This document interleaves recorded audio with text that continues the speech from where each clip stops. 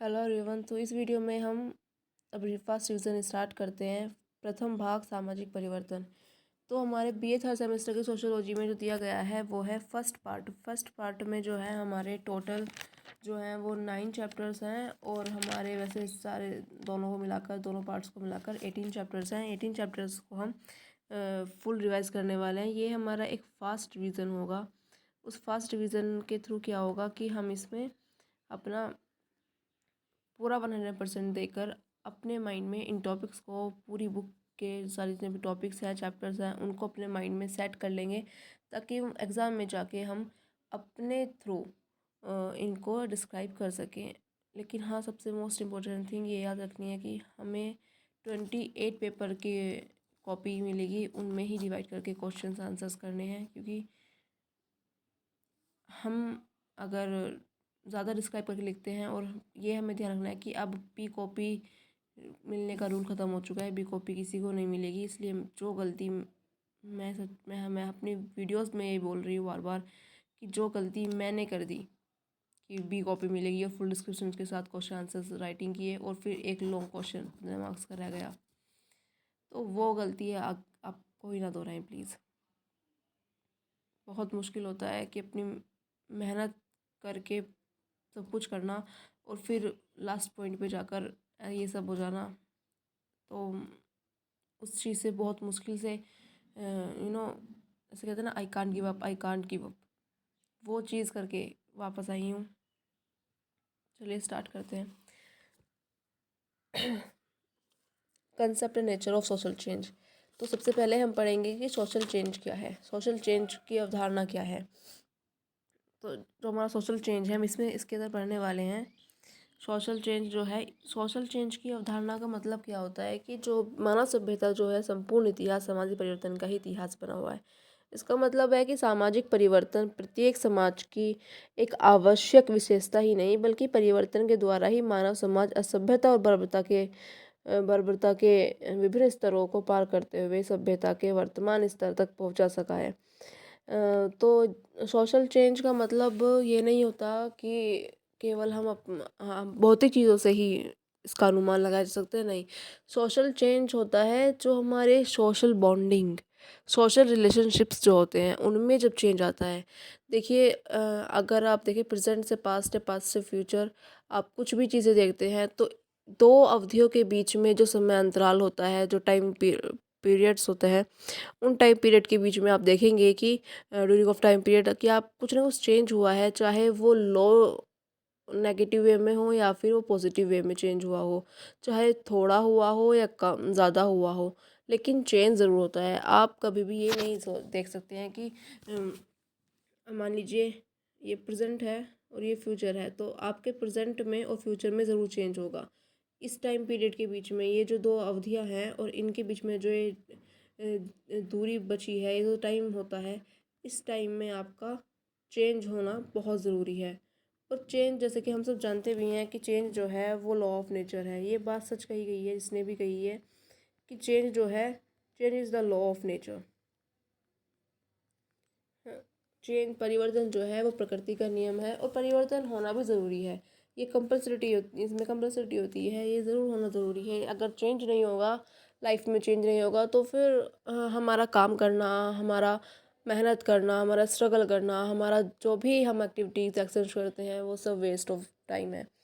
तो जब हम कंसेप्ट ऑफ सोशल चेंज की बात करते हैं तो सबसे पहले मेरे दिमाग में आता है कि सोशल चेंज को हम किस तरीके से डिफ़ाइन करें, इसके मीनिंग को कैसे डिफ़ाइन किया जाए, कैसे इजी वे में समझा जाए। तो सामाजिक परिवर्तन की जो अवधारणा है वो परिवर्तन से थोड़ी सी अलग होती है। इसमें अगर हम संक्षिप्त में या छोटी बात में बोलें तो जब दो विशेष अवधियों के बीच में व्यक्तियों के सामाजिक संबंधों में, सामाजिक ढांचे में, सामाजिक सॉरी मूल्यों में भिन्नता उत्पन्न होती है, तभी इसी भिन्नता को हम सामाजिक परिवर्तन कहते हैं। मतलब जब दो विशेष अवधियों के बीच में, मैंने पहले ही बताया था कि जब दो विशेष अवधियों के बीच में क्या हो, व्यक्तियों के बीच में सामाजिक संबंध हो, सामाजिक ढांचा, सामाजिक मूल्यों में भिन्नता उत्पन्न हो जाए, चेंज आ जाए, यहाँ पर ये चेंज जो है, ये चेंज ही हमारा सोशल चेंज कहलाता है। सोशल चेंज समझते हैं आप? जो हमारे सोशल बॉन्डिंग को, हमारे जो इस सोसाइटी में, सोसाइटी क्या है, तो society is the web of social relationship. Social relationships का जो ये वेब होता है, जब इसमें चेंज आ जाए, कुछ भी वो चेंज हो, थोड़ा हो, ज़्यादा हो, और नेगेटिव हो, पॉजिटिव हो, कुछ भी चेंज हो, तो उस चेंज को हम कहेंगे सोशल चेंज। इसमें क्या होता है थोड़ी तबीयत, फीवर, कोल्ड, कफ एक्सेट्रा की वजह से थोड़ी प्रॉब्लम है, तो अगर आप बीच बीच में थोड़ा सा प्रॉब्लम होती है, तो आप प्लीज़ इस चीज़ को स्किप करें और केवल टॉपिक्स पर केयरफुली ध्यान दें। जितना हो सकता है मैं अपनी तरफ से पूरी हेल्प करना चाहूँगी सबकी। God bless you always. ये पक्ष में इसमें कहते हैं सोशल चेंज 3 तरीके से होता है कि व्यक्ति के सामाजिक संबंधों में परिवर्तन होगा, समाज को संरचना बनाने वाली इकाइयों में परिवर्तन होगा, और सामाजिक सांस्कृतिक मूल्यों में। जब ये क्या कहते हैं कि सोशल चेंज जो होता है, वो ऐसा नहीं है कि वो एक ही वे में चेंज होता है, नहीं, सोशल चेंज जो है वो अपने अपने अलग अलग वे में चेंज होता है। इसमें क्या है, एक आपके सोशल रिलेशनशिप्स में चेंज होगा। आपने देखा होगा कि पहले टाइम में आपका सोसाइटी में किसी भी के साथ भी कोई अच्छा रिलेशन था, लेकिन आपके टाइम में नहीं है, या फिर आने वाले टाइम में कुछ चेंज, मतलब हर ड्यूरिंग ऑफ पीरियड में हमारे सोशल बॉन्डिंग्स में चेंज होते रहते हैं। अगर पहले अच्छा था हमारे किसी के साथ संबंध, तो अब आप देखते हैं कि अब उस टाइम पे अच्छा नहीं चल रहा है, या लेकिन फ्यूचर में आकर वो फिर से रिसाइकलिंग होके आपके साथ अच्छा होगा, या नेगेटिव है या फिर पॉजिटिव, वो आपके कर्म पर डिपेंड करता है। फिर उसके बाद आता है कि आपका समाज की संरचना को बनाने वाली इकाइयों में चेंज होता है, और सांस्कृतिक मूल्यों में। जैसे कि आप सब जानते हैं, पहले टाइम में जो फेस्टिवल्स होते थे उनको मनाने का तरीका अलग होता था, लेकिन आज के टाइम में वो सब चेंज हो चुका है। आज के टाइम में अलग चीज़ें आने लगी हैं, तो ये भी बहुत ज़्यादा इस चीज़ को इफ़ेक्टिवली काम करती हैं। फिर इसमें हम जब डेफिनेशन की बात करते हैं, सोशल चेंज की डेफिनेशन की जब बात की जाती है, तो सबसे पहले हम बात कर लेते हैं इसकी डेफिनेशन की। मीनिंग में तो हमारा यही आ गया कि भाई मीनिंग में तो हमारा यही आ जाता है कि भाई जब दो विशेष अवधियों के बीच व्यक्तियों के सामाजिक संबंधों और सामाजिक ढांचों और मूल्यों में चेंज होता है, तो उसको हम सोशल चेंज कहते हैं। लेकिन डेफिनेशन जो है वो मैकाइवर एवं पेज ने, तो बच्चों जो मैकाइवर एवं पेज है, उन्होंने अपनी पुस्तक सोसाइटी के पेज नंबर 511 पर एक डेफिनेशन लिखी है, जो कि मोस्ट इम्पोर्टेंट है, कि समाजशास्त्री होने के नाते हमारा प्रत्यक्ष जो संबंध है वो केवल सामाजिक संबंधों के अध्ययन से है। इस दृष्टिकोण से सामाजिक संबंधों में होने वाले परिवर्तन को ही हम सोशल चेंज कहते हैं। तो ये क्या कह रहे हैं कि जब समाजशास्त्री होने के नाते, एक सोशोलॉजिस्ट होने के नाते, हमारा जो डायरेक्ट रिलेशन है वो केवल सोसाइटी से है, सोसाइटी के सोशल रिलेशनशिप्स से है, the study of social relationship से है। The study of social relationship, समझते हैं इसका मतलब, सामाजिक संबंधों का जो अध्ययन करना है, उसी से हमारा सोशल चेंज से रिलेशन है। इसमें क्या ये कहते हैं कि इस दृष्टिकोण से सामाजिक संबंधों में जितने भी परिवर्तन होते हैं उनको हम सोशल चेंज कहते हैं। मतलब सामाजिक संबंधों में जो भी परिवर्तन आएंगे वो सोशल चेंज के अंतर्गत आते हैं। अब एक डेफिनेशन और इनकी आती है, एक डेफिनेशन है किंग्सले की। किंग्सले डेविस हैं, एक सोशोलॉजिस्ट है ये भी। तो ये जो है, ये इनकी पुस्तक का नाम है ह्यूमन सोसाइटी। ह्यूमन सोसाइटी में ये क्या कहते हैं, पेज नंबर 622 पर ये कहते हैं कि जो सामाजिक परिवर्तन है वो सामाजिक संगठन या समाज की संरचना और कार्यों में उत्पन्न होने वाले परिवर्तन से हैं। तो ये क्या कहते हैं कि जो सामाजिक परिवर्तन का अर्थ है वो सामाजिक संगठन, अर्थात समाज की संरचना और कार्यों में जो उत्पन्न, समाज के कार्यों में जो उत्पन्न होते चेंज हैं, उन चेंजेस को हम सोशल चेंज के थ्रू रखते हैं। फिर उसके बाद आते हैं हमारे इस टॉपिक के अंतर्गत जो है दिए गए हैं वो मेन टॉपिक में इससे रिलेटेड आता है 1 सेकेंड। विशेषताएं, सोशल चेंज की विशेषताएं क्या क्या हैं। तो ये सच है कि भाई सामाजिक परिवर्तन जो है, सोशल चेंज जो है, वो एक सार्वभौमिक नियम है। मतलब सभी जगह ऐसा नहीं है कि हमारे एरिया में ही सोशल चेंज होगा, आपके यहाँ नहीं होता, नहीं। ऐसा जहाँ जहाँ सोशल रिलेशनशिप्स हैं, जहाँ सोसाइटी है, जहाँ समाज है, वहाँ सोशल चेंज होना स्वाभाविक है, नेचुरल है। इसलिए कहा जाता है change is the law of nature. लेकिन विभिन्न समाजों में इसकी प्रकृति अलग अलग रूपों में देखने को मिलती है। इसमें ये कहते हैं कि इसकी सबसे फर्स्ट में जो हमारी इसकी कैरेक्टरिस्टिक्स में आता है वो है सामाजिक परिवर्तन का संबंध सामाजिक संरचना और व्यवस्था से है। ये कहते हैं कि केवल कुछ व्यक्तियों के पारस्परिक संबंधों विचारों में होने वाले परिवर्तन को ही सामाजिक परिवर्तन नहीं कहते, बल्कि जब सामाजिक संबंध, सामाजिक ढांचे और सोशल जो वैल्यूज़ होती हैं उनमें चेंज होने लगे और वो हमारी सोशलिस्टिक सिस्टम को चेंज करने लगे, इफ़ेक्ट करने लगे, तो उसको हम सोशल चेंज कहते हैं। ये एक स्वाभाविक प्रक्रिया है। और सोशल चेंज क्या है? ये एक स्वाभाविक प्रक्रिया है, एक नेचुरल प्रक्रिया है, नेचुरल है ये चेंज होना।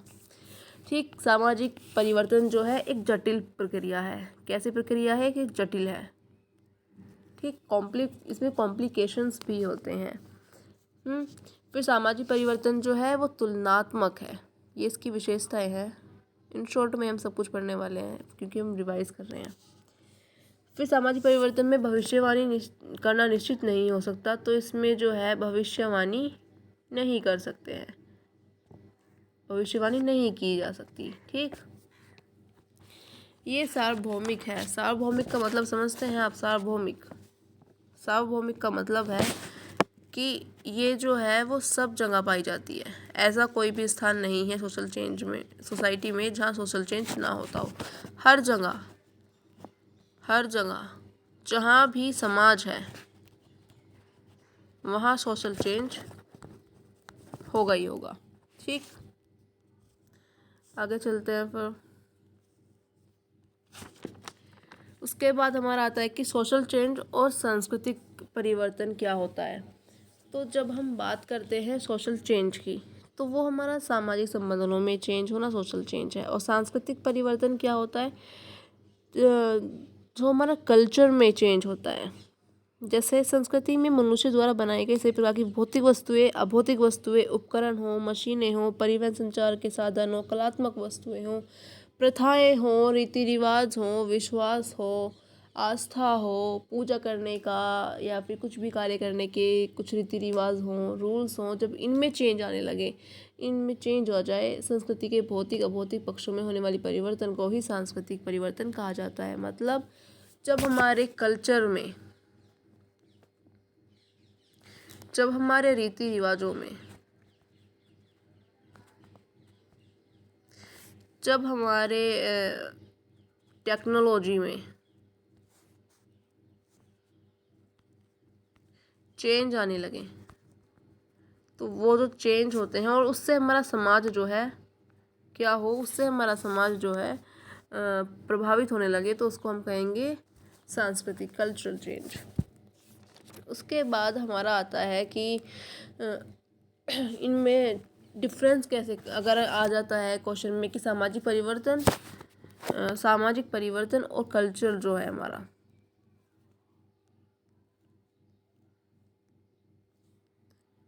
इसमें चेंज कैसे होता है। ये सामाजिक परिवर्तन हमने अवधारणा पढ़ी है, अवधारणा में डेफिनेशन मीनिंग पढ़ा है, इसकी विशेषताएं पढ़ ली। इसमें सामाजिक परिवर्तन और सांस्कृतिक परिवर्तन संबंध में अंतर क्या है, और फिर इसके ये परिवर्तन हम पढ़ लेंगे। तो इसमें है, जब बात आती है हमारे सामाजिक परिवर्तन सांस्कृतिक परिवर्तन में अंतर क्या क्या है, तो जो अंतर की बात करते हैं तो सामाजिक परिवर्तन और सांस्कृतिक परिवर्तन जो हैं वो एक दूसरे से बहुत अलग होते हैं। एक में सोशल रिलेशनशिप्स में चेंज हो रहा है, तो एक में मनोवर्ती विश्वास रीति रिवाजों में चेंज हो रहा है। सामाजिक परिवर्तन एक आरंभिक दिशा होती है जबकि सांस्कृतिक परिवर्तन को इसके परिणाम के रूप में देखते हैं। मतलब सोशल चेंज तो होता है कि स्टार्टिंग में सोशल चेंज होगा, पहले तो हमारे रिलेशन चेंज होते हैं, उसके बाद हमें पता चलता है कि भाई इसके रिजल्ट्स का निकल कर के आ रहे हैं कि हमारे रीति रिवाज, हमारे रहन सहन का तरीके सब चेंज हो रहे हैं। फिर हमारा सामाजिक परिवर्तन की प्रकृति आंतरिक होती है, इंटरनल वे में चलती है, और तबकि सांस्कृतिक परिवर्तन साधारणतः संस्कृति के तत्वों का प्रसार करने का, डिफ्यूजन करने का परिणाम होता है। सांस्कृतिक परिवर्तन की तुलना में सामाजिक परिवर्तन का क्षेत्र बहुत बड़ा होता है। सांस्कृतिक परिवर्तन में तो छोटी मोटी चीज़ें आएंगी, लेकिन जब सोशल चेंज होगा तो पूरा सोसाइटी का सिस्टम चेंज हो जाता है। सामाजिक परिवर्तन एक प्रक्रिया है जो प्रत्येक समाज में सदैव क्रियाशील रहती है, लेकिन सांस्कृतिक परिवर्तन जो है वो सदैव घटित नहीं होते, ये कुछ विशेष ही अवस्थाओं में घटित होते हैं। मतलब ये कुछ मेन ऐसी घटनाएं होती हैं जिनमें ये घटित होते हैं। फिर सांस्कृतिक परिवर्तन की तुलना में सामाजिक परिवर्तन की गति जो है वो अधिक तेज होती है। तो जो मोशन जो है, गति जो है वो सोशल चेंज की ज़्यादा होती है, प्लस में होती है, और जो हमारा सांस्कृतिक जो कल्चरल चेंज होता है उसमें ये माइनस प्लस में चलती है। मतलब इसमें उतार चढ़ाव होते हैं। फिर है आपका सामाजिक परिवर्तन की दशा में सांस्कृतिक परिवर्तन होना एक स्वाभाविक घटना है। जब सोशल चेंज होगा तो वहाँ कल्चरल चेंज भी ज़रूर होगा। उसके बाद हमारा जो एक मेन हेडिंग आती है वो है हमारी सामाजिक परिवर्तन के प्रतिमान।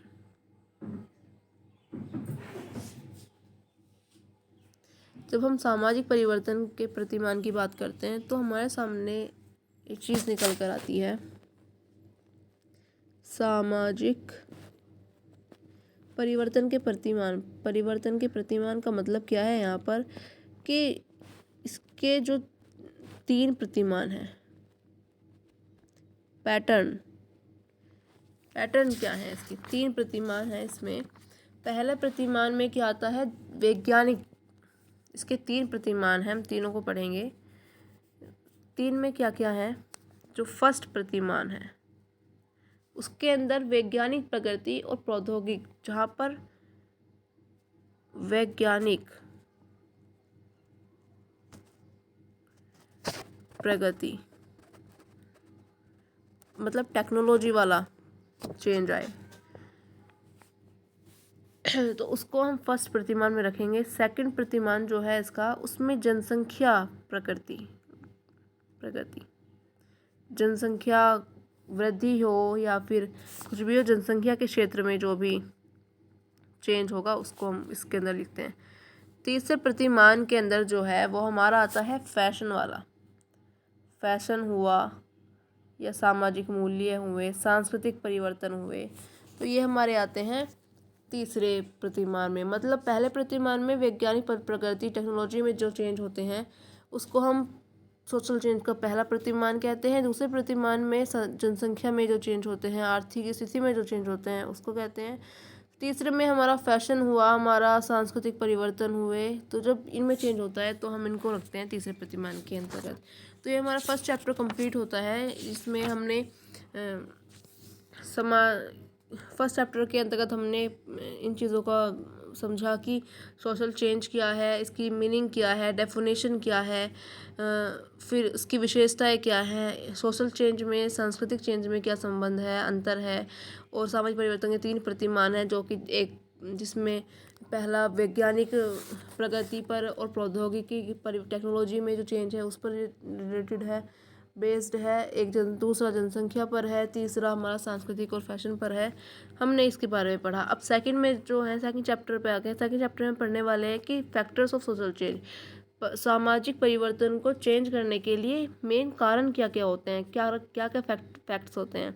तो जनांकीय कारक है। जनांकीय जो है हमारा जनसंख्या से रिलेटेड है। जनांकीय का मतलब होता है जनसंख्या, क्योंकि जनसंख्या जो है वो गुणात्मक श्रेणी में बढ़ रही है। गुणात्मक का मतलब है 2 गुना श्रेणियों में बढ़ रही है, डबल में बढ़ती है। इसमें जन्म मृत्यु उतार चढ़ाव आते रहते हैं, तो ये हमारा जनांकीय में आता है। और प्रौद्योगिकी तो आप समझ ही गए हैं, टेक्नोलॉजी में जो चेंज हो रहे हैं हमारे, वो हमारे प्रौद्योगिकी के अंतर्गत आते हैं। अन्य कारक में आपको मनोवैज्ञानिक, आर्थिक, राजनीतिक, भौगोलिक, सांस्कृतिक ये भी आपको देखने के लिए मिलेंगे। लेकिन मेन जो है इसमें आपका जो ज़्यादा मेन आने वाले हैं वो है हमारा जनांकीय कारक और प्रौद्योगिकी कारक, जिसके बारे में हम अभी डीपली पढ़ेंगे। तो जब हम बात करते हैं जनांकीय कारक की, जनांकीय कारक का मतलब होता है हमारा एक ऐसा कारक जो हमारे सोशल चेंज को बहुत ज़्यादा इफेक्टिवली इफ़ेक्ट करता है।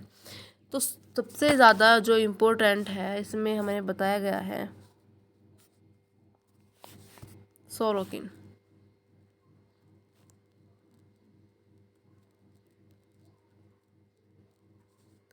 सोरोकिन ने जनांकीय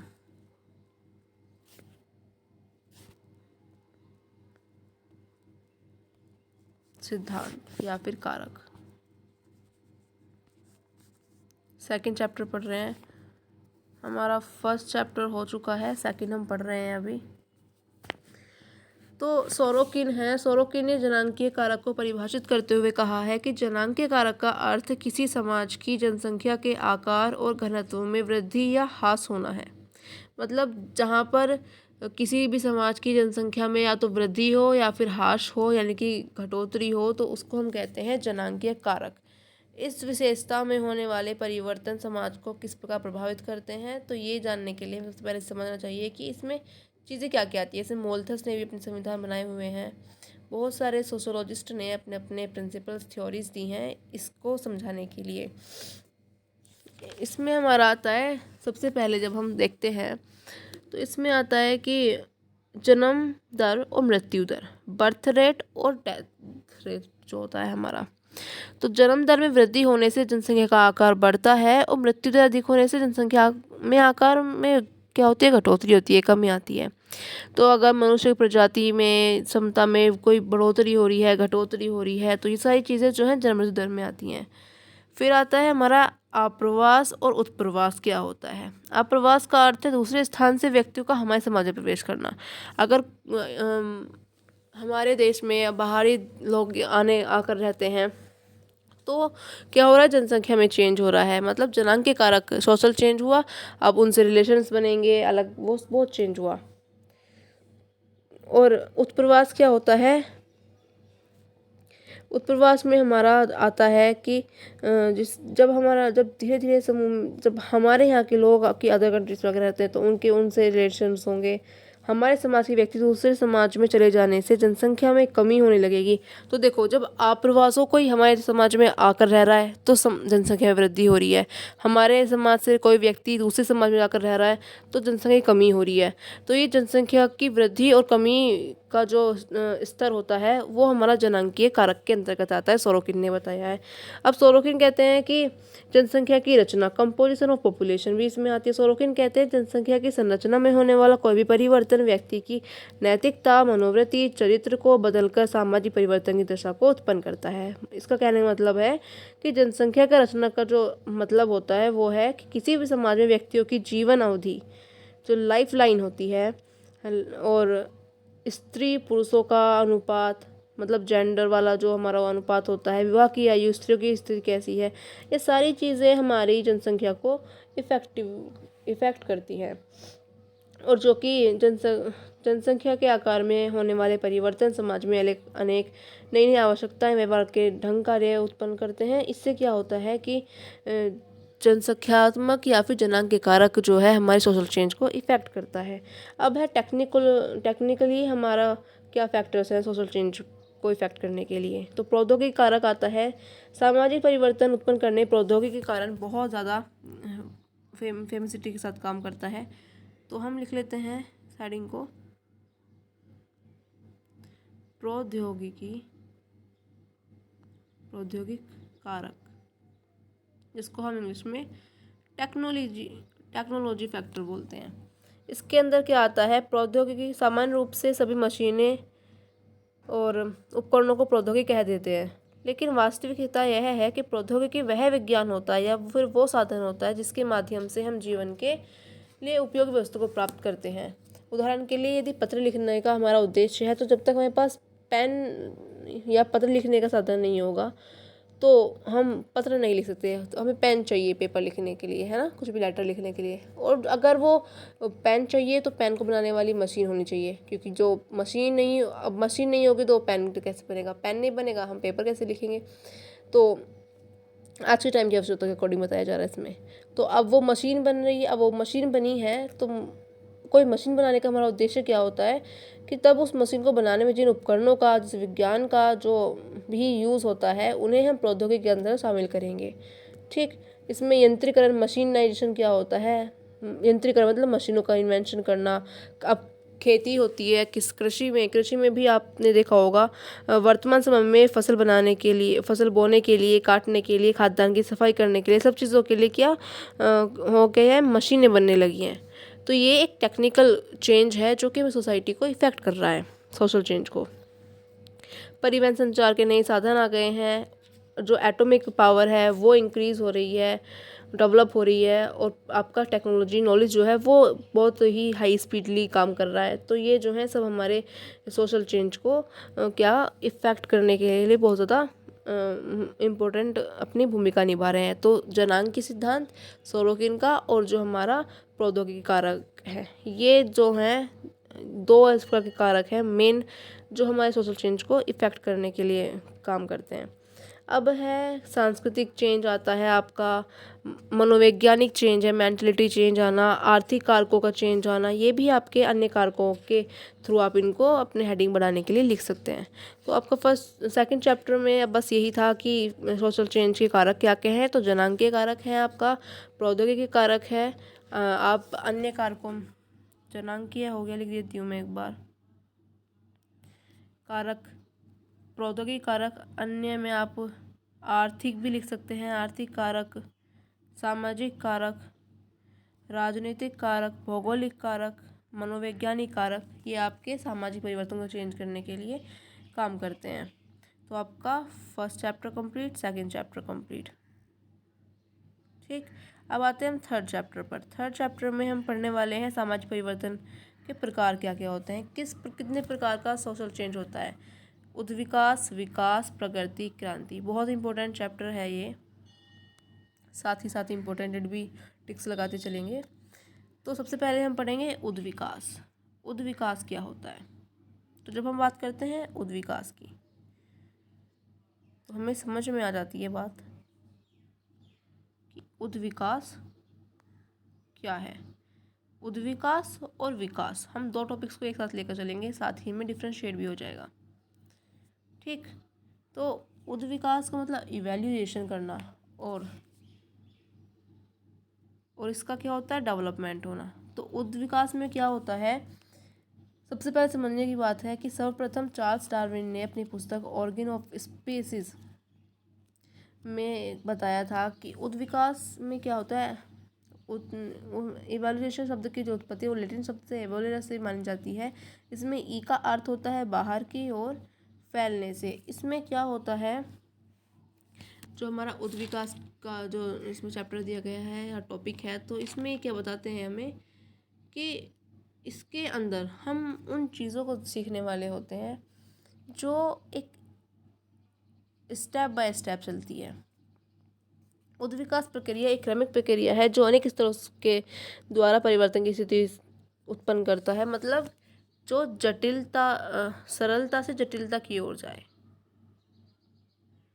सरलता से जटिलता की ओर जाए, वो उद्विकास है। अब आप में एक डाउट होगा कि सरलता से जटिलता की ओर जाना ये कैसे उद्विकास हुआ ना। तो जब आपके किसी भी चीज़ में कोई ऐसा क्वेरी हो, कुछ भी, जब आप एक विकास के स्तर पर कार्य करते, पहले आप फर्स्ट LKG में, UKG, first, second, third, fourth, fifth, six, इस टाइप से आप ऊपर लेवल पे चढ़ते जाते हैं, है ना। क्या, तो ये क्या हुआ, ये आपका उद्विकास के अंतर्गत आता है। एक क्रमिक रूप से काम करना, जैसे कि उदाहरण के लिए हम ले लेते हैं कि मनुष्य के जीवन में शैशव है, बाल्यकाल, बाल्यावस्था, फिर किशोरावस्था, फिर युवावस्था, फिर प्रौढ़, फिर वृद्धावस्था, जैसे ये आते हैं। तो मतलब स्टेप बाय स्टेप, जीरो से ऊपर के लेवल पर चलना, ये हमारा उद्विकास होता है। और हमारा विकास क्या होता है, ये विकास होता है हमारा जो किसी भी दिशा में हो सकता है। विकास की कोई एक खास दिशा नहीं होती है, किसी भी दिशा में आपका विकास हो सकता है। और उद्विकास आपका स्टेप बाय स्टेप चलता है। तो विकास टीवी बॉटम ने अपनी पुस्तक a guide to problem and little के पेज नंबर 285 पर लिखा है कि समाजशास्त्रीय से अर्थ समाजशास्त्रीय अर्थ में क्या है विकास का मतलब, कि विकास शब्द का जो उपयोग है वो एक ऐसी दशा के लिए किया जाता है जिसमें मनुष्य अपने ज्ञान व कुशलता के द्वारा प्राकृतिक पर्यावरण के प्रभाव से छुटकारा पाने में सफल होता जाता है। मान लीजिए मैं अपने ऑफिस में हूँ और मैंने अच्छा काम किया, मेरी एबिलिटी को देख के, मेरे स्ट्रगल को देख के, मेरी मेहनत को, मेरी पंक्चुअल टाइम ऑफ, मेरी ऑनेस्टी को देख के मुझे प्रमोटेड किया गया और मैं एक एम्प्लॉय से मैनेजर बन गई, मेरा प्रमोशन हो गया। तो वो क्या हुआ, वो एकदम से मुझे मिला, वो मेरा विकास हुआ, डेवलपमेंट हुआ पॉजिटिव वे में। ठीक है। एक होता है उद्विकास, मतलब अब मैं अभी जैसे कि हम बीए थर्ड सेमेस्टर की पढ़ाई कर रहे हैं, फिर हम जब बीए थर्ड सेमेस्टर को उत्तीर्ण कर लेंगे, पास आउट कर लेंगे, उसके बाद हम बीए फोर्थ सेमेस्टर में आएंगे, फिर बीए फिफ्थ सेमेस्टर में, फिर बीए सिक्स सेमेस्टर में, देन हमारा फाइनल होगा ये। तो ये होता है स्टेप बाय स्टेप उद्विकास। ठीक है। फिर आपकी आती है प्रगति। प्रगति में क्या होता है, प्रगति शब्द जो है वो अंग्रेजी की प्रोग्रेस से लिया गया है। इसका जो है लैटिन शब्द के प्रोग्रेटिया से मान जाती है। इसका मतलब होता है आगे की ओर बढ़ना, प्रोग्रेस करना। शाब्दिक रूप से प्रगति का जो तात्पर्य है, प्रोग्रेस, प्रगति,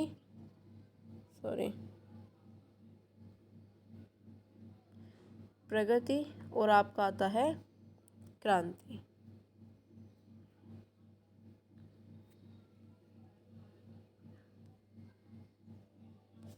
इसमें क्या है, प्रगति में शाब्दिक रूप से प्रगति का तात्पर्य किसी भी ऐसे परिवर्तन से है जो आगे को बढ़ने की दिशा को स्पष्ट करता है। लूम्बले है एक सोशोलॉजिस्ट है, उन्होंने अपनी बुक प्रिंसिपल ऑफ सोशोलॉजी के पेज नंबर 387 पर लिखा है कि प्रगति इच्छित और मान्यता प्राप्त दिशा की ओर होने वाला परिवर्तन है, चेंज है, किसी भी दिशा में होने वाला परिवर्तन नहीं।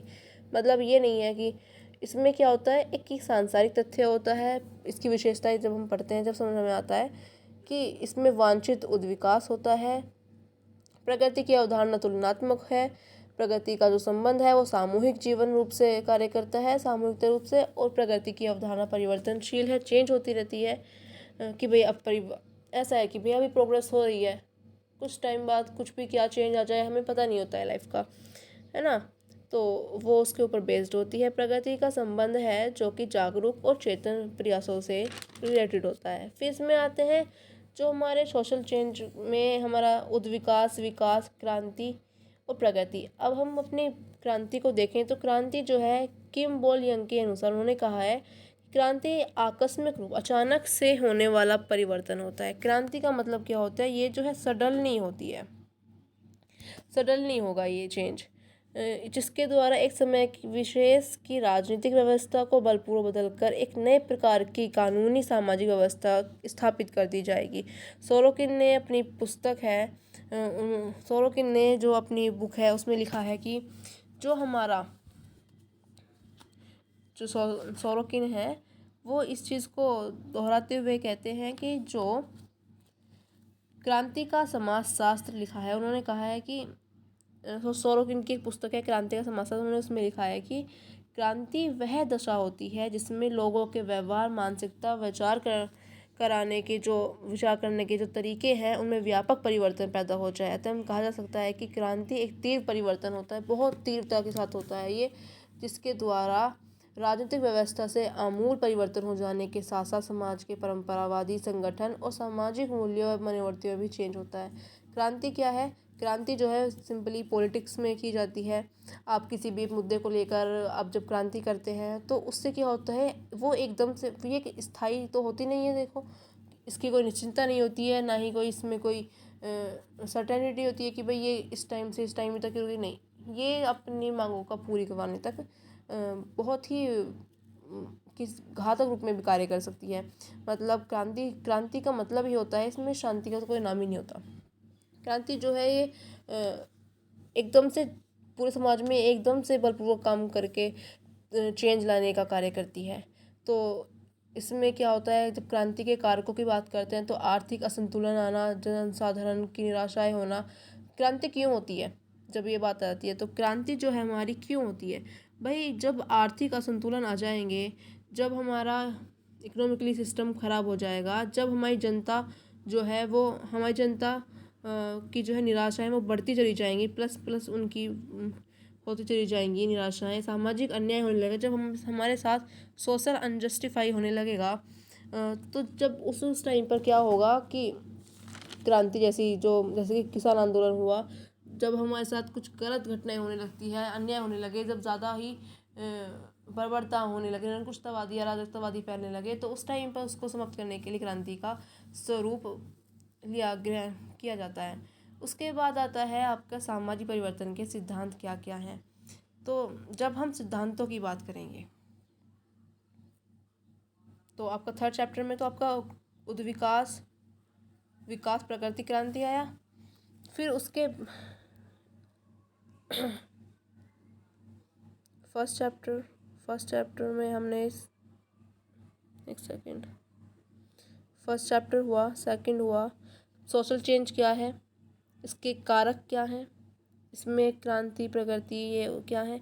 अब आता है थ्योरी, ये मैंने बताया था ये उसकी तरह ही है सेम।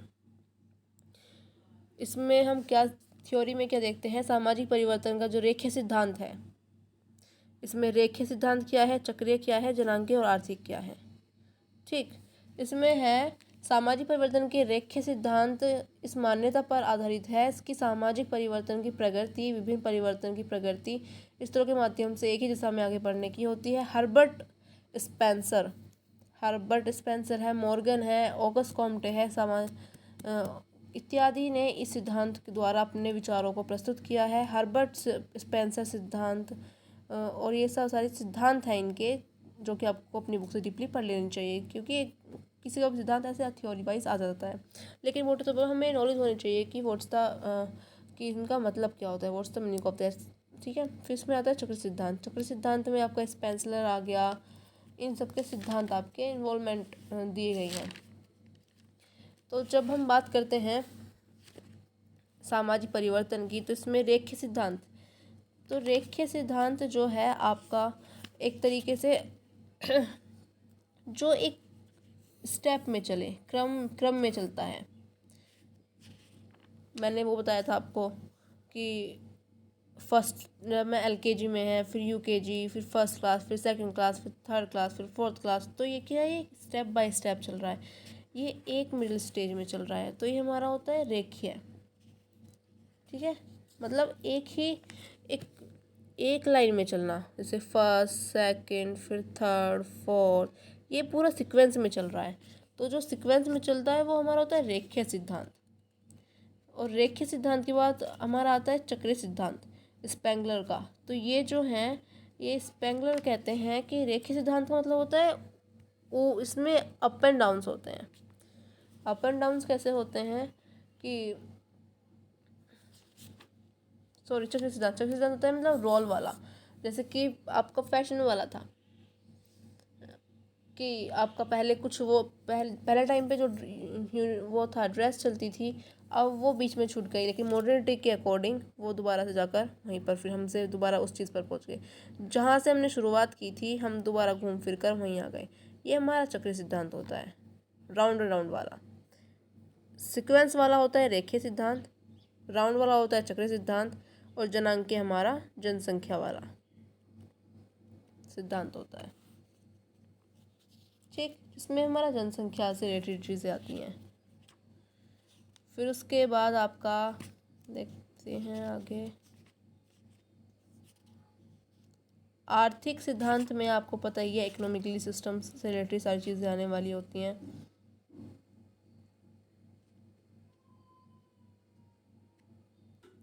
ठीक, मॉलथस ने जनसंख्या का सिद्धांत भी दिया है, सोरोकिन ने दिया है, तो ये आपको एक बार बस देख लेने हैं। तो फिर आता है आपका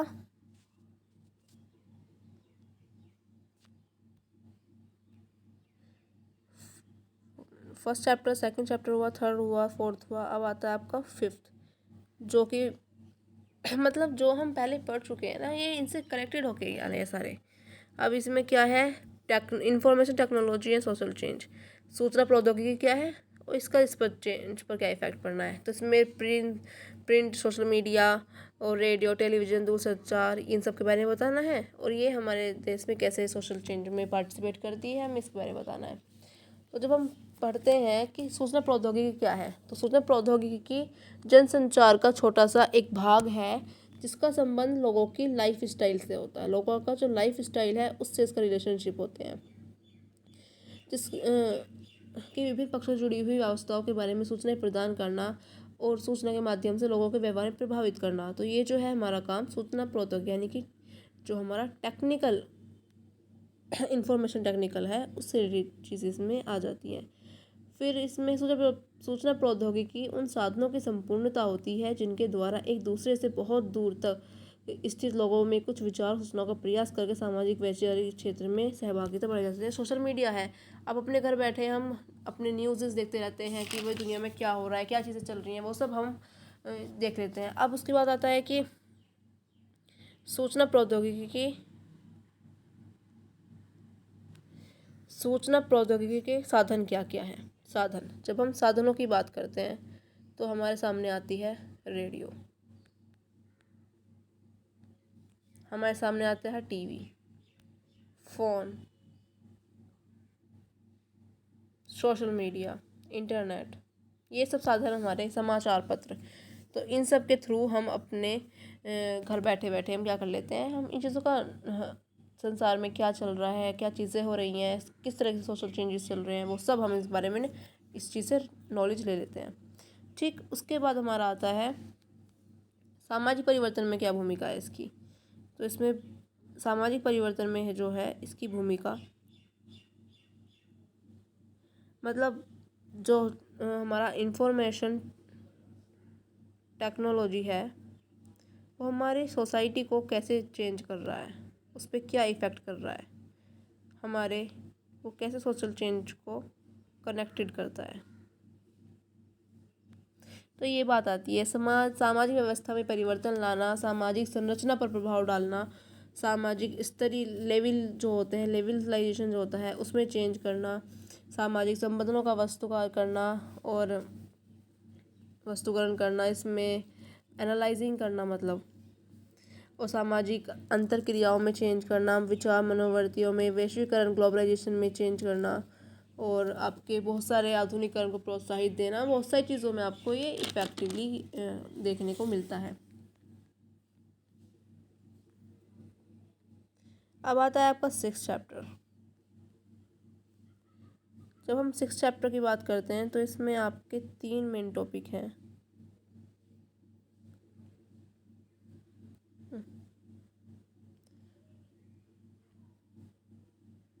तीन मेन टॉपिक हैं, इन तीनों में हमारा क्या आता है,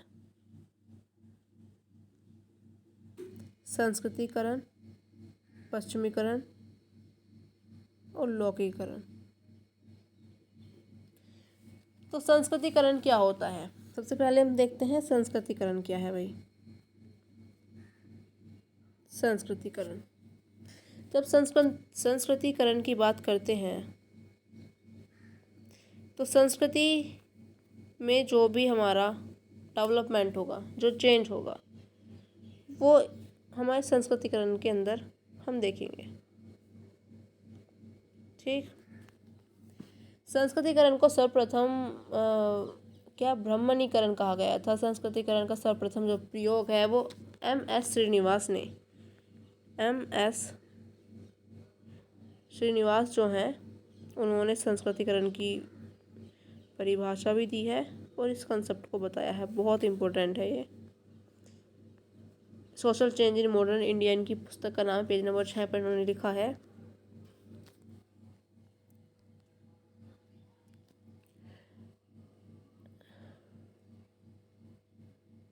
एम श्रीनिवास जो हैं इन्होंने अपनी पुस्तक, इनकी बुक का नाम है social change in modern India, social change in modern India.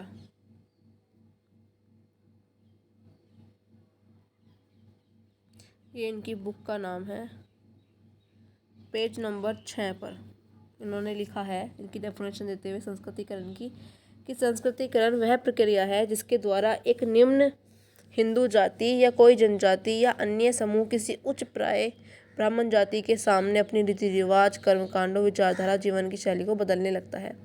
मतलब ये कहते हैं कि इसमें जो है हमारे टोटली बातें जो हैं वो संस्कृति, हमारी कल्चर से रिलेटेड आती हैं। इसको प्रोत्साहन देने वाली दशाएं जो है राजनीतिक व्यवस्था है, यातायात संचार के साधन है, पश्चिमी शिक्षा है, लोकतांत्रिक व्यवस्था है, औद्योगिकरण है, नगरीकरण है, समाज सुधार आंदोलन, ये सब आते हैं। इसमें सांस्कृतिकरण और सामाजिक परिवर्तन का क्या संबंध होता है, तो निम्न जाति की जीवन शैली में बहुत ज़्यादा परिवर्तन हुआ। फिर जातिगत नियमों की कठोरता में कमी आई, शक्ति में संरचना में परिवर्तन हुआ, स्थानीय गतिशीलता में वृद्धि हुई, अंतर्जातीय संबंधों में चेंज हुआ, और फिर उसके बाद हमारा जो आता है वो अंतर्जातीय तनावों में भी वृद्धि होने लगी। जब आपकी बात करते हैं संस्कृतिकरण में, संस्कृतिकरण की जो स्थापिता हुई है उसमें जो चेंज होने लगा है वो संस्कृतिकरण। और जब हमारी बात आती है वेस्टर्नाइजेशन की, पश्चिमीकरण की, तो एम.एस. श्रीनिवास कहते हैं social change in modern India में, पेज नंबर 47 पर इन्होंने लिखा है कि आधुनिक भारत में सामाजिक परिवर्तन, सोशल चेंज जो है वो 150 वर्षों से भी अधिक ब्रिटिश शासन के फलस्वरूप भारत समाज में संस्कृति में होने वाले चेंज को स्पष्ट करने के लिए पश्चिमीकरण शब्द का प्रयोग किया गया। इसमें उन सभी परिवर्तनों का समावेश है जो प्रौद्योगिकी, विभिन्न संस्थाओं, विचारधारा, मूल्यों के विभिन्न स्तरों पर देखने को मिलता है।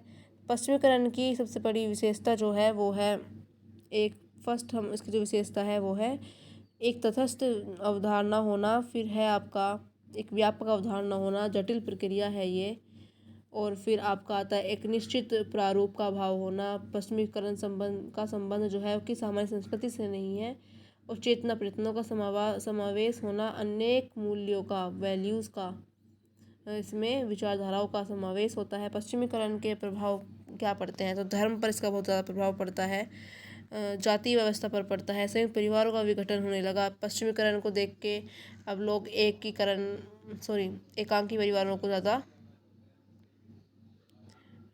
सपोर्ट करने लगे। शिक्षा के रूप में बहुत चेंज हुआ है, बाल विवाह जैसी जो चीज़ें थी उन सब में चेंज हुआ है, सांस्कृतिक व्यवहारों में चेंज हुआ, और स्त्रियों की दशा में सुधार हुआ है, व्यक्तिवादी मूल्य वृद्धियों में हुआ। अब आता है हमारा लौकिकरण भी इसको कह सकते हैं, या फिर हम कह सकते हैं इसमें ग्लोबलाइजेशन भी है, आपका मॉडर्नाइजेशन है, और आपका परंपराओं का स्थानीयकरण और सार्वभौमिकरण। इन तीनों टॉपिक्स में को भी हम बहुत जल्दी ही कवर करेंगे, क्योंकि हमें मोटे मोटे तौर पर इनके मीनिंग्स पढ़ने हैं जो हमारे माइंड में फिर से रिवाइज होकर बैठ जाए, ताकि हमको वहाँ जाके एक क्वेरीज ना हो या डाउट्स ना हो कि हमने इन चीज़ों को दोहराया नहीं था, है ना। तो जो हमारा एम.एस. श्रीनिवास है वो अपनी social change in modern India पुस्तक में कहते हैं कि लौकिकीकरण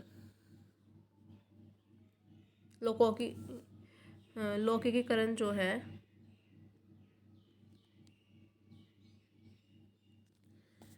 शब्द में यह बात निहित है कि जिसे पहले धार्मिक माना जाता था वो वैसा नहीं रहा। इसमें ये क्या कहते हैं कि इसमें हमारे परंपरागत विश्वास धारणा के स्थान पर आधुनिक ज्ञान स्थापित हो गया है। पहला अर्थ तो उसका सामान्य है, जबकि दूसरा क्रांतिकारी होता है। इसमें लौकिकरण एक ऐसी स्थिति को स्पष्ट करता है जिससे हमारे प्रतिदिन के जीवन में धार्मिक नियंत्रण कम हो जाते हैं और धार्मिक सिद्धांतों के प्रति नई मनोवृत्तियाँ विकसित होने लगती हैं। ठीक, इसमें धार्मिक संरचना में चेंज होना, बुद्धिवाद का विकास होना, पवित्रता पर वैसे सब चीज़ें इस पर इफ़ेक्ट करती हैं, जीवन चक्र के कर्मकांड। मतलब ये लौकिकरण तो जितने भी आपके लौकिकरण से रिलेटेड टॉपिक्स हैं तो इसमें आपका संस्कृतलाइजेशन से ही अटैच्ड चीज़ें आने वाली होती हैं। फिर आपका आता है मॉडर्नाइजेशन। जब हम इसकी बात करते हैं तो इसमें ये क्या बोलते हैं कि ये एक ऐसी चीज़ है बहुत जो हम इजीली समझ सकते हैं। इसमें क्या होता है, आधुनिकीकरण में एक ऐसी अवधारणा है जिसका संबंध जो है परिवर्तनशील मूल्यों, सार्वभौमिकता, तार्किकता और होने वाले परिवर्तनों से है। S.C. दुबे ने अपनी पुस्तक explanation and management of change. Page number 67 to 68 पर लिखा है कि आधुनिकीकरण परिवर्तन का एक विशेष प्रारूप जो सामाजिक रचनाओं, मूल्य, उन्मेष, जो आपकी प्रेरणा और कुछ विशेष प्रतिमान से रिलेटेड होता है। आधुनिकीकरण की विशेषताएं होती है नगरीकरण होना, नगरीकरण में वृद्धि होने लगी है। आधुनिकीकरण कैसे बढ़ रहा है कि आजकल गाँव से ज़्यादा लोग शहरों में रहना चाहते हैं। टेक्नोलॉजी विकास हो रहा है, बढ़ती हुई बहुत ज़्यादा हाई स्पीडली हम काम प्रोग्रेसिव होते जा रहे हैं। व्यक्तित्व आकांक्षाओं को मान्यता ज़्यादा दे रहे हैं और अपनी मतलब पर्सनैलिटी, जो हमारी पर्सनैलिटी चीज़ें हैं उन पर ज़्यादा हम ध्यान देने लगे हैं। लोकतांत्रिकरण मूल्यों में वृद्धि होने लगी है, परिवर्तनों में रुचि होने में लगी है, क्योंकि जो चेंज होते हैं वो अच्छे के लिए हो रहा है, बुरे के लिए इट डजेंट मैटर, वो बस ये है कि हम उसमें इंटरेस्टेड होने लगे हैं और लौकिक मूल्यों की प्रधानता होने लगी है। फिर है इसमें भारतीय समाज पर आधुनिकीकरण का क्या इफ़ेक्ट पड़ेगा। तो इसका जो इफ़ेक्ट पड़ना है वो है टेक्नोलॉजी पर इसमें सेम आ जाएगा। इसमें टेक्नोलॉजी पर हमारा इफ़ेक्ट पड़ना है।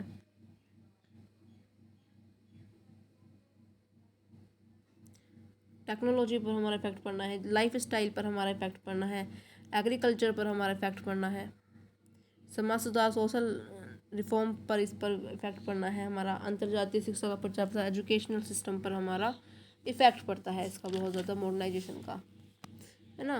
और हमारी मेंटलिटी सबसे ज़्यादा इसमें मैटर करता है। मेंटलिटी, हमारी मेंटलिटी को चेंज कर रहा है, ठीक, मॉडर्नाइजेशन। फिर आपका आता है वैश्वीकरण। वैश्वीकरण में क्या आता है आपका, वैश्वीकरण में दिया गया है ग्लोबलाइजेशन होना। मतलब ग्लोबलाइजेशन की जब हम बात करते हैं तो वैश्वीकरण का तात्पर्य जो है विश्व की अर्थव्यवस्था में एकीकरण। विश्व जो है हमारा वर्ल्ड, विश्व की जो अर्थव्यवस्था है, विश्व की अर्थव्यवस्था में जब हम क्या होगा, तो एकीकरण आ जाएगा, यूनिटी आ जाएगी, तो उसको हम कहते हैं हमारा वैश्वीकरण, ग्लोबलाइजेशन। योगेंद्र सिंह के अनुसार वैश्वीकरण आर्थिक, सांस्कृतिक और संस्थागत शक्तियों का विश्व के विभिन्न देशों के बीच होने वाला एक ऐसा एकीकरण है जिसे व्यापार, बैंकिंग की परंपरागत प्रकृति, जीवन विधि एवं समय के उपयोग में क्रांतिकारी परिवर्तन उत्पन्न किए हैं। वैश्वीकरण की विशेषताएं क्या क्या हैं, तो जब हम वैश्वीकरण की विशेषताओं के बारे में पढ़ते हैं तो हमें समझ आता है कि इसकी विशेषता में जो है हमारा आ जाएगा सार्वभौमिकरण। सार्वभौमिकरण मतलब जो वैश्वीकरण है वो सब जगह होता है, ये नहीं है कि हमारे यहाँ होगा, एक आ जाएगा इसमें एकीकरण। इसमें पूरा सभी संपूर्ण राष्ट्र मिलकर एकीकरण को प्रभावित करते हैं, प्रोत्साहित करते हैं। तीसरे में आ जाता है आपका समरूपता। ये समरूपता क्या है, इनमें समानता होती है, एक जैसे ही समाहित एक जैसे एक साथ मिलकर एक जैसा कार्य करने की चेष्टा करते हैं। फिर फोर्थ में आ जाएगा आपका टेक्निकली जो एबिलिटी है, कुशलता है, स्किल है, उसमें चेंज होने लगा है। और 5 में आपको आ जाता है कि शक्ति का केंद्रीकरण, इसमें सेंट्रलाइजेशन ऑफ पावर हो जाता है, सेंट्रलाइजेशन ऑफ पावर, ठीक है। फिर उसके बाद है वैश्वीकरण का प्रभाव कैसे कैसे कहाँ कहाँ किस एरिया में पड़ता है। तो वैश्वीकरण का जो प्रभाव है वो जो इसका इफेक्ट पड़ेगा वैश्वीकरण का, तो वो है हमारा इकोनॉमिक सिस्टम पर पड़ेगा। हमारा विदेशी निवेश से वृद्धि होगी, रोजगार जो हमारे रोजगार हैं उनमें चेंज होगा, वृद्धि होगी, हमारी कृषि में वृद्धि होगी, उत्पादनों में, जीवन की गुणवत्ता बढ़ेगी, उस मतलब ये हमारी जो वैल्यूज़ हैं उनको भी इम्प्रूव करता है। महिला में जागरूकता, अंतर्राष्ट्रीय जो, और सबसे बड़ा बात है इंटरनेशनल जो हमारा रिलेशन है, जो बॉन्डिंग है वो चेंज हो, बहुत ज़्यादा इफ़ेक्टिवली मतलब पॉजिटिव वे में काम करेगा।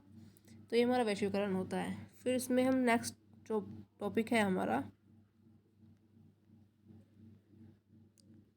हमारा सोशल चेंज जो यूनिट है फर्स्ट पार्ट का, उसका लास्ट टॉपिक बचता है परंपराओं का स्थानीयकरण और सार्वभौमिकरण। तो इसमें क्या है, स्थानीयकरण का मतलब और सार्वभौमिकरण का मतलब क्या है, मैक्सिम मेरिट ने बताया है। ये कहते हैं कि उत्तर प्रदेश के अलीगढ़ ज़िले में किशनगढ़ी गांव का एक अध्ययन करके मैक्सिम ने क्या कहा था, मैकिम ने, कि समाज की धार्मिक जटिलता और लघु व्रत जो हमारी परंपराओं के बीच में पाई जाने वाली अंतर क्रिया का स्थानीयकरण और सार्वभौमिकरण की अवधारणा को स्पष्ट करते हुए उन्होंने कहा है कि स्थानीयकरण क्या होता है। जब हम स्थानीयकरण की बात करते हैं तो ये कहते हैं कि ये जो है ये एक ऐसी संकीर्णता या फिर देहातीकरण से समझा जाता है। एक होता है स्थानीयकरण कि जो हमारे हैं यहीं पर है, और फिर होता है उसका यूनिवर्सलाइजेशन होना। मतलब जैसे कि फॉर एग्जांपल है, हम जो नवरात्र के फास्ट हम रखते हैं वो पहले एक गांव में से स्टार्ट हुआ था, उस गांव के एरिया में ये होती थी। लेकिन जब ये चीज़ अच्छी होने लगी, इसकी इफेक्ट अच्छी हुई, तो ये क्या हुआ, ये धीरे धीरे ये संस्कृति जो है ये पूरे वर्ल्ड ने, मतलब पूरे इस अलग अलग राज्यों में भी इसको होने लगा और ये पूरे देश ने इसको अपना लिया। तो ये जो था ये केवल एक छोटे एरिया पर काम करता था, ये पहले गांव तक ही सीमित थी, तो ये था इसका स्थानीयकरण था, केवल एक ही जगह पर था। लेकिन जब ये बड़े स्तर पर हो गया, तो इसका क्या हो गया, यूनिवर्सलाइजेशन। जी हाँ, इसमें यूनिवर्सलाइजेशन इसका हो गया। ठीक, तो अगर हम और इजी लैंग्वेज में समझे तो जो हमारे मैकी मैरेटो हैं, उन्होंने अपनी पुस्तक विलेज इंडिया पेज नंबर 205 से 206 पर लिखा है कि स्थानीयकरण जो है, जो हमारा स्थानीय समझ आता है कि एक छोटे स्तर पर और एक ही स्थान पर उस चीज़ का होना और कुछ भी रीति रिवाज का होना, और जब वो एक बड़े स्तर पर यूनिवर्सलाइजेशन हो जाए उसका, जब वो एक बड़े स्तर पर वो काम पहचानने लगे, तो जब वो बड़े स्तर पर काम करेगी तो उसको हम कहते हैं यूनिवर्सलाइजेशन हो गया उसका। स्थानीयकरण स्थानीय की विशेषताओं विस्तार की प्रक्रिया होती है। ये एक ऐसी प्रक्रिया है जो बुद्धि के क्षेत्र को सीमित बनाती है, परंपराओं को उनके मूल रूप से पृथक कर देती है और किसी विशेष परंपरा का कम व्यवस्थित और कम प्रतिनिधि दृष्टिकोण से देखती है। तो ये हमारा होता है यूनिवर्सलाइजेशन और स्थानीयकरण एक छोटे कोई चीज़ है और वो केवल हमारे इस एरिया में है। मान लीजिए कोविड-19 की ये जो वैक्सीन बनी थी, ये हमारे केवल इंडिया तक सीमित रही, तो ये इसका स्थानीयकरण हुआ, जहाँ पर बनी वहीं पर है। लेकिन जब इसको पूरे वर्ल्ड में भेजा गया, पूरे वर्ल्ड ने इसको अपनाया, तो इस वैक्सीन का स्थानीयकरण से यूनिवर्सलाइजेशन हो गया।